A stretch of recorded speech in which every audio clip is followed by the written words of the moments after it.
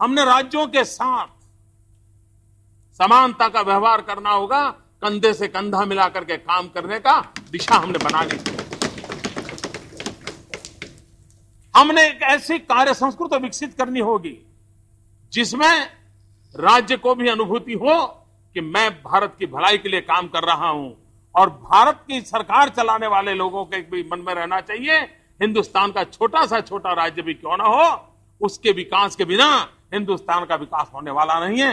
ये मन की रचना के साथ, इस मन की रचना के साथ देश को आगे चलाना।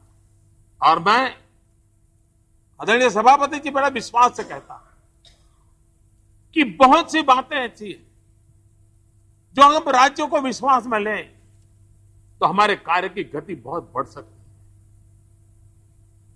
हमने टीम इंडिया कंसेप्ट की बात आदरणीय राष्ट्रपति जी के भाषण में कही।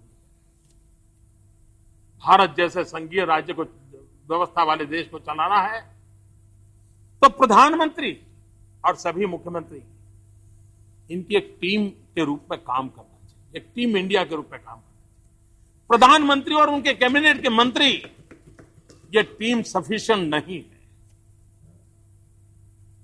प्रधानमंत्री और राज्यों के मुख्यमंत्री, यही टीम का एक स्वरूप हमने उभारना होगा, और उस पर हम अगर बल देंगे तो हम राज्यों की ताकत राष्ट्र के विकास में हम जोड़ पाएंगे।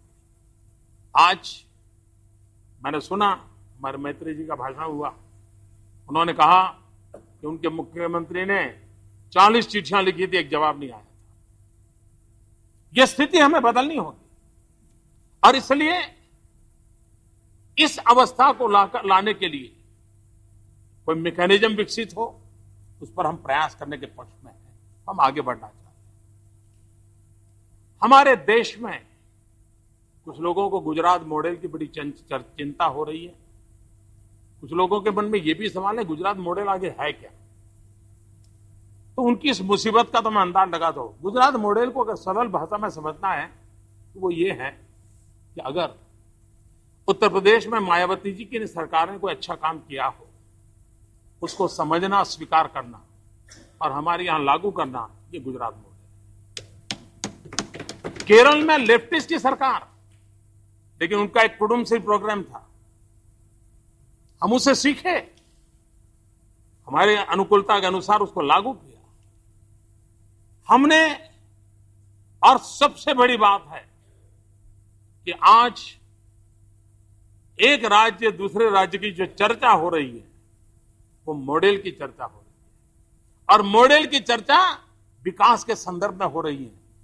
ये हमारे लिए एक अच्छा माहौल तैयार कर रही है कि एक राज्य दूसरे राज्य के साथ विकास के स्पर्धा के साथ चर्चा कर रहा है। और मेरे कान इस बात को सुनने के लिए हमारे यहां लायलित रहते हैं कि कभी बंगाल ये कहे कि हम गुजरात से आगे निकल गए, कभी तमिलनाडु कहे कि गुजरात और बंगाल दोनों से हम आगे निकल गए, कभी आंध्र कहे कि हम तेलंगाना से आगे निकल गए, कभी तेलंगाना कहे हम आंध्र से आगे निकल गए, कभी बिहार कहे कि हमने गुजरात को पीछे छोड़ दिया। ये स्पर्धा का माहौल, विकास की स्पर्धा का माहौल हमें देश में देखना है, बढ़ाना है। और उस दिशा में हम इस बात को लेकर के आए हैं कि हम एक कोऑपरेटिव फेडरलिज्म को लेकर के देश को आगे बढ़ाना चाहते हैं। हमारे देश में हर राज्य की अपनी शक्ति भी है, हर राज्य की अपनी विशेषता भी है, हमें उसको समझना होगा। गुजरात जैसा छोटा सा राज्य, लेकिन हर जिले में हमारा एक मॉडल काम नहीं करता है। एक ही प्रकार के कुर्ते सारी दुनिया को पहनाए नहीं जा सकते। वहां की विशेषता यह है कि रेगिस्तान वाला कच्छ, उसका मॉडल हरा भरे वलसाड़ में नहीं चल सकता है। उसी प्रकार से एक राज्य का मॉडल दूसरे राज्य पर थोपा नहीं जा सकता। उसी प्रकार से दिल्ली के विचार राज्यों पर नहीं थोपे जा सकते। उसकी प्रायोरिटी क्या है, उसकी कठिनाइयां क्या है, उसके अनुरूप संसाधनों का उपयोग करके उन शक्तियों को बल देने से वो तेज गति से आगे बढ़ेंगे। और इसलिए विकास में राज्य और राष्ट्र की दोनों की सामूहिक जिम्मेवारी एक नए राजनीतिक चरित्र की दिशा में हम आगे बढ़ना चाहते हैं। हम देखें, हमारी भारत माता के चित्र को देखें तो हमें ध्यान में आता है कि भारत मां का पश्चिमी किनारा, वहां तो कुछ गतिविधि नजर आती है।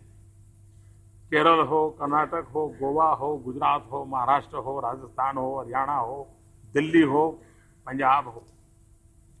लेकिन हमारे देश का पूर्वी इलाका, उड़ीसा हो, बिहार हो, पश्चिम बंगाल हो, उत्तर प्रदेश का पूर्वांचल हो,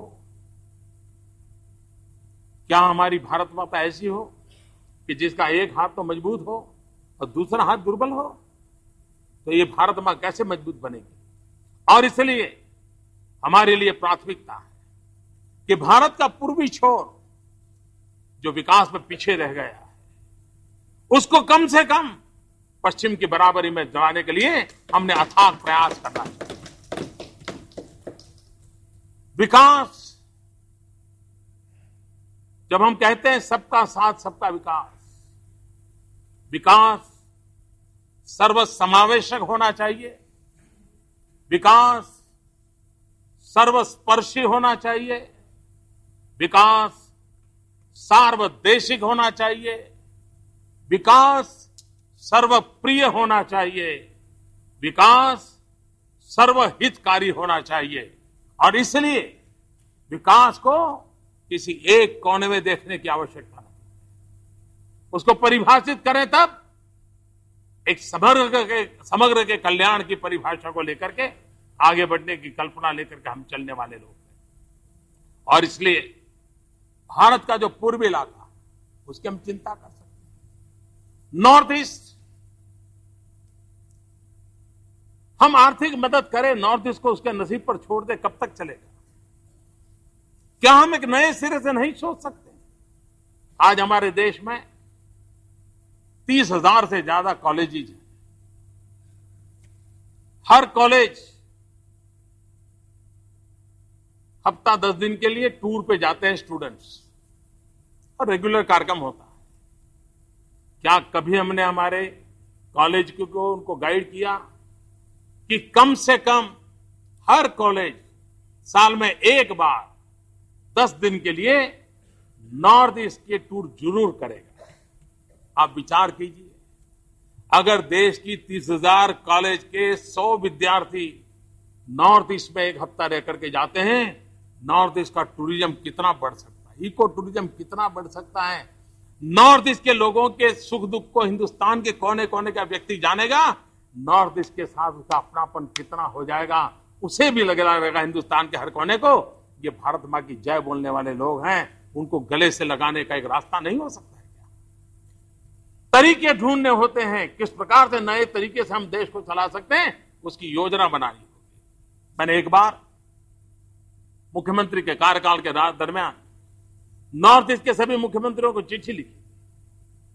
एक बार प्रधानमंत्री जी मनमोहन सिंह जी जब थे, उन्होंने एक एनडीसी की मीटिंग बुलाई थी। उस समय भी मैंने पब्लिकली कहा था, मैंने आग्रह किया था कि नॉर्थ ईस्ट के सभी स्टेट से 200 विमेन पुलिस आप गुजरात में दीजिए, 2 साल के लिए दीजिए, और हर 2 साल के बाद चेंज करते रहिए।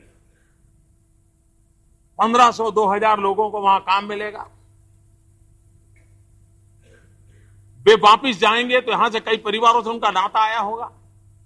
इंटीग्रेशन का कितना बढ़िया है। एक भारत जो हम कहते हैं ना, ये एक भारत का ये सपना है। ये 2 या 3 भारत के संदर्भ में एक भारत नहीं है, एकता, भारत की एकता की बात है। जातिवाद के जहर ने देश को डुबो दिया है। प्रांतवाद की भाषा ने देश को तबाह करके रखा है। समय की मांग है ये तोड़ने वाली भाषा छोड़ करके एकता की भाषा को एक स्वर से बोलना चाहिए। और इसलिए एक भारत श्रेष्ठ भारत का सपना हमने लाया है। लेकिन एक में से भी किसी को 2 दिखता है, उनकी मानसिक बीमारी का परिणाम है।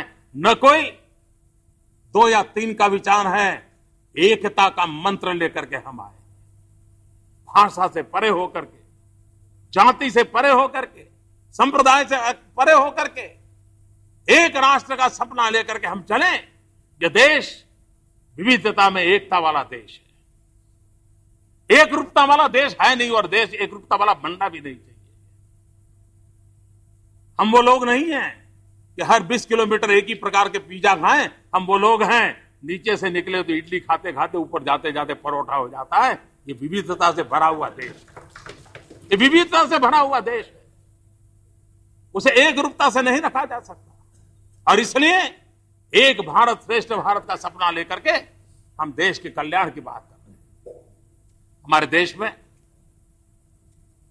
संसाधनों के संबंध में हम एक नए तरीके से प्रेरित कैसे करें।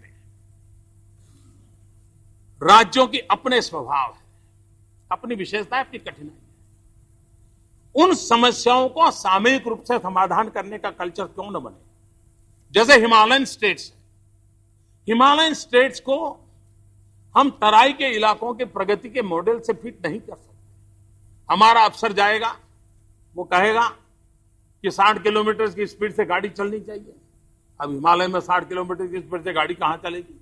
वो कहेगा एक गाड़ी को इतना किलोमीटर जाए तो इतना डीजल मिलेगा, वहां इतने डीजल से कहां चलने वाला है। और इसलिए हमने एक टेलर मेड सॉल्यूशन में से बाहर आना पड़ेगा।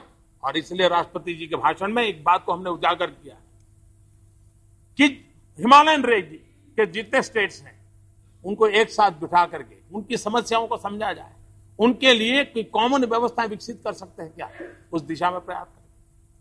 कोस्टल स्टेट्स, समुद्री तटी पर विकास, आज विश्व व्यापार का युग है। कितनी तेजी से हमारे समुद्र तट का विकास होना चाहिए था। हमारा भारत का समुद्र तट भारत की समृद्धि का प्रवेश द्वार बन सकता है। हमारा कोस्टल एरिया भारत की प्रॉस्पेरिटी का साधन बन सकता है। लेकिन आज वो सबसे ज्यादा उपेक्षित है।